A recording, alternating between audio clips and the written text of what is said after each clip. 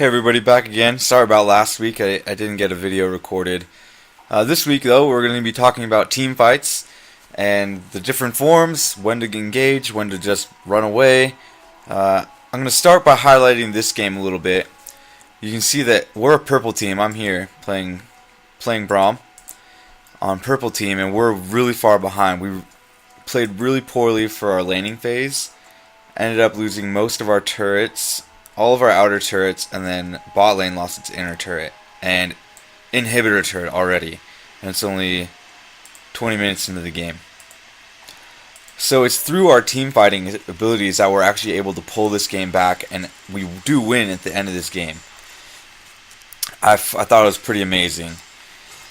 Alright, so right now I'm just kind of duking it out with Pantheon, and eventually it's going to become a siege here at the turret. So what a siege is the defending team is under the turret, just trying to keep the creeps back from it, and then the attacking team obviously is trying to get us out of there.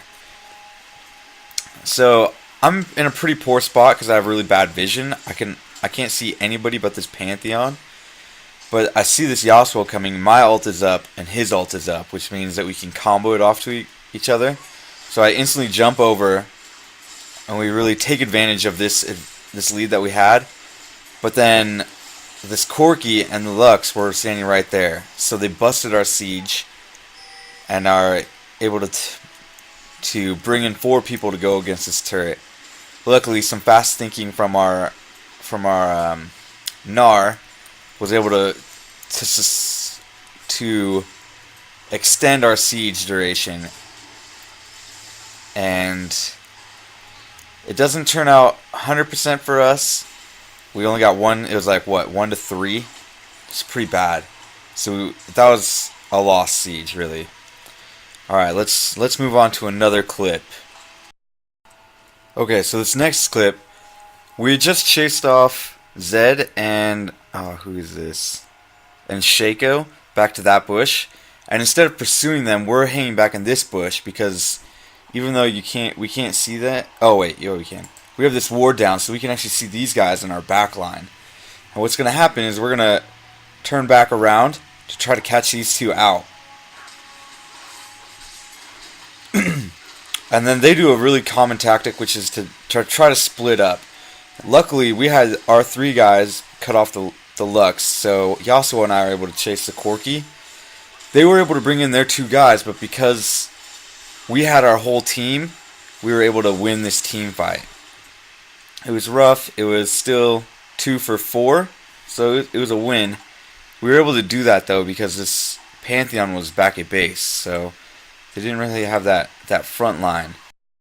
Another really common tactic is to force an objective fight. So it's kind of like turrets. Turrets are also objectives, but if you force a fight around Dragon, or if you force a fight around Baron, you're pretty much guaranteed to have almost the whole team there in that fight, right? So right now we're a little bit scattered while we're taking this Dragon, and Zed had just caught us out. He knew that we're in here, so his team is on their way. Alright, so they kind of execute this poorly. They don't wait for their whole team, and they end up trying to go piecemeal. He ults in, tries to do a lot of damage to everyone, but because they weren't all there at one time, we're able to just pick them off one at a time. So yeah, everyone's dead except for Lux, who had just spawned and is going back to lane. So that wasn't a forced fight, but if that had been a forced fight, it could have gone a lot better. So remember, if you're trying to take an objective, you're going to want to make sure your whole team is there. Don't try to just run in there all by yourselves. Yeah, and especially try not to do a 2v1. That will lose. This next clip, it's going to be it's a 4v3, but they do have a hidden advantage, which means they're able to land all of their skill shots, all of their abilities, before we could even react to anything. So let's see what happens here. So instead of jumping on me right then, they wait to clear my ward. And because of that, Yasuo and I are both able to ult in So if you're gonna, that's a really good technique to hide in a bush and wait for somebody to come and get you. But you really have to not wait for them to ward it and then combo all their abilities off on you. If they ward, don't clear the ward, jump on them. Because once you lose the element of surprise, it's all over. So you see, because of our good team fighting, we're able to bring our kill deficit back to even. But look at this gold. Our gold deficit is so much better because we were playing those objectives. We've been getting dragons, we've been focusing on CS, and because of that, we're actually just so much stronger than them at this point. I think we're over here 3-manning Baron, and they're split pushing bot. So I mean, if you just keep your cool and play well and initiate good team fights, you can turn back a terrible game into a win. This next clip shows kind of what happens in most games. Right before a team fight, you're not really all together. You want to wait for the perfect opportunity before going in. Like you can see, our ADC is about to take off because she's low. Our Moo is in the jungle. So our tank is gone and our sustained damage is gone. We do have 2 assassins and a healer. And right now it's just Irelia. Their Pantheon is jungling, but they have Annie and Vayne coming up lane. So right now we're just gonna try to dance and buy some time. We're just like not really doing all that much, poking when we think we can. Fizz is always kind of a bad idea. And then that Aurelia going in like that wasn't super great either. So now we have our Moo coming in. And we know his ult is up, so he's just going to jump in there. Get a big group stun on him, maybe? Yeah, so he's got a group stun. I comboed that CC, and I don't want them to get away. So I send my ult, and that Aurelia probably made a bad choice in turning around. She thought maybe this Pantheon was strong enough to fight us, but he wasn't really. So now we're going to be here. And yeah, they break up our siege, but they still weren't really all that much of a match for us, and we end up still getting a lot out of this. Something you'll also notice about that last fight is that while we were going up mid and putting a lot of pressure, our Caitlyn was free to go top and get free farm, because she's a little bit, she's not really all that behind, but she's behind their Ahri. So she's up getting free farm and hopefully going to take this turret. Oh, but it looks like this Aurelia is coming to stop her.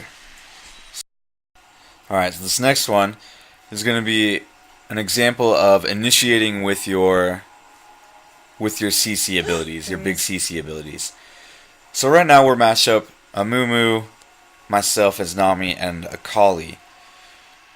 And versus their Vayne, Pantheon, and their Ahri. Oh, I guess we also have the Caitlyn, but we'll find out in a minute that the Caitlyn really doesn't matter. So I'm clearing this ward, because vision is really how you win team fights, and this Caitlyn really gets caught out. And I still know they're over there, so I just ult in, combo that with my other CC, and this Akali and we try to tear up as much as we can. And then that gives the Moo enough time to get around this bush. So it turned, we were down in HP in that team fight, but we were able to turn it around because of initiating with our big CCs. That's also really important for catching people out and forcing a team fight, and I'll show you that in another clip. So back in my support video, I talked about distortion support champions. And what this does is it messes up the enemy's team position. So to highlight that, I'm going to show this clip. Unfortunately, I don't have one. Had a really good one with a flash ult on Sona. But we see that this Gragas, he brings back their ADC, which causes the rest of his team to turn back and to fight. Unfortunately for us, we don't really follow through to follow him, so we only are able to catch out this Zed by himself. And then this is just a normal chase Luckily, this Shyvana is super fast and is able to get her. Get this guy.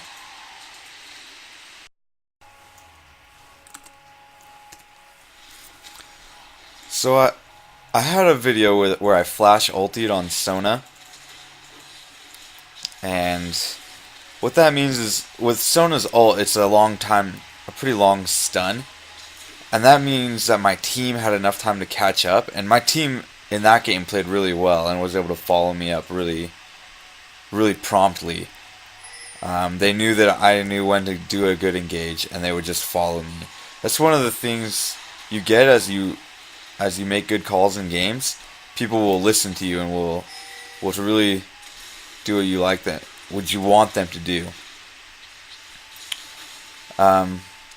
So there's kind of two methods in a team fight of using your CC. First is to peel for your ADC and your APC, whichever one is more vital to you winning the fight. The next way to do it is to disengage. This happens occasionally, but rarely. When you're going to go engage, it's disengage. Most of your CC is going to be already spent, and you shouldn't be saving your big CC to run away, unless you're just trying to get away. You should be using your big CC to either engage, disengage, or peel for your ADC. The baits on that play were so great. Okay. Yeah. In a team fight, your main job is to focus down the champions that deal the most damage. When you play in solo queue, you're gonna find that doesn't happen very often.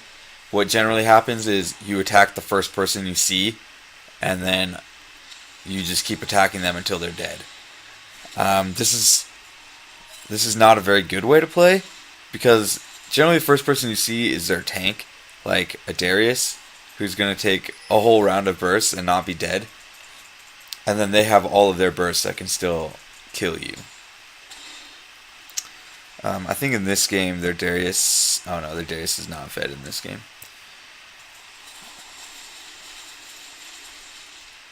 Yeah.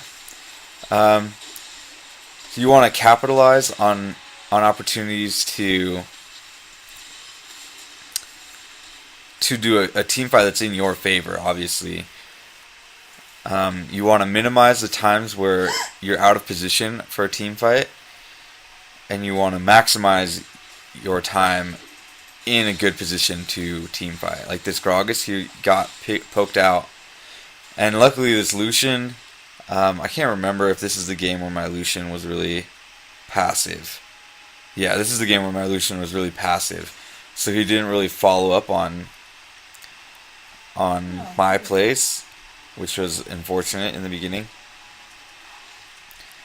And then you see that he kind of just let that Gragas go.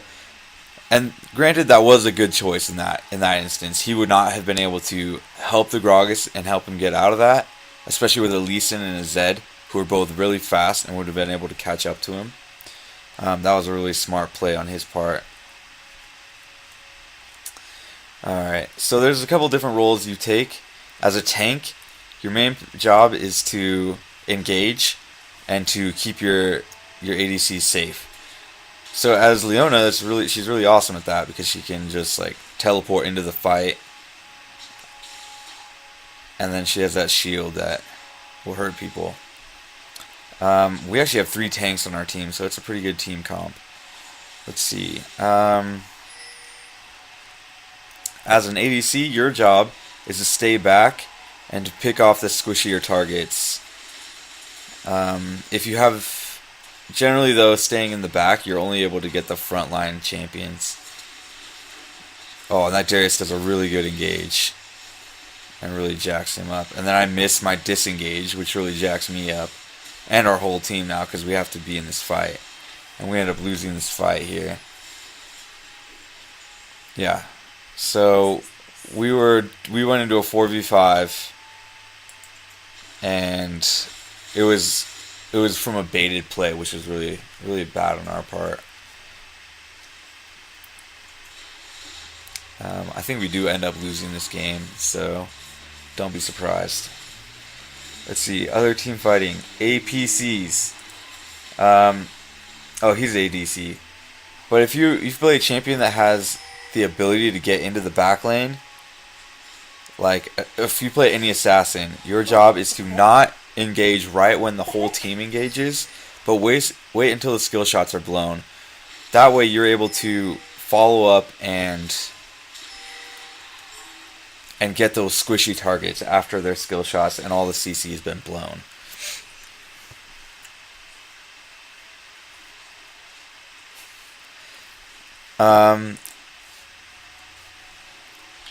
The other roles are an APC. Let's see, where's ours? Gragas. It's kind of the same role as an ADC. You do a lot of burst damage onto the priority targets. In teamfight in general, you really just want to prioritize effectively. If you can prioritize effectively, you will win a teamfight. Let's see. Bruisers, you just kind of go up, CC their priority targets so that your big damage dealers can get to them. Let's see. Yeah. Support, it depends on the support you're playing, how you want to play it. So Leona's a tank, so she is engage, and yeah, she's an engaged champion. But as a Sona, you're really supporting your team in getting them more damage, more speed, healing if you're a healing champion.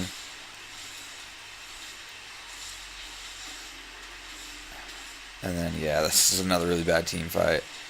We don't really know how to pick them very well in this group. Anyway, let's see. And then disruption champions are also engaged. They pull people into the team fight, and then 9 times out of 10 in solo queue, they'll all turn around and initiate in a team fight, which is really good for you because you have that one guy in your clutches and he's getting burned down and almost dead, right? Alright, let's see. I think that's going to be it for this clip here. Team fighting is one of the trickier skills to get down initially. It takes a lot of practice, it takes a lot of confidence in your team to pull off a from behind kind of team fight. But in general, team fights are the way you're going to win a game. Because as soon as you get a good team fight, you can take objectives, you get Baron, you take inhibitors. Alright everybody, thank you for checking out this week's video on team fighting. Next week is going to be on player types, so aggressive and passive players. The signs, the weaknesses and strengths that each player type has. And I'm also going to be covering the game flow. So going from laning phase to mid phase to the late game. That's going to also wrap up my introductory section, after which I'm going to redo the sound on a couple of those videos, those older videos, and then I'm going to go into pre-ranked game play. So preparing to get runes. Yeah, we'll go into it when we get there. If there's anything you think that you would have liked to know as a new player, please leave me a message or a comment, so that way I can add any videos that you think are necessary for this introductory part of the videos that I've been making. As always, hope you had fun. I had fun. Catch you next time.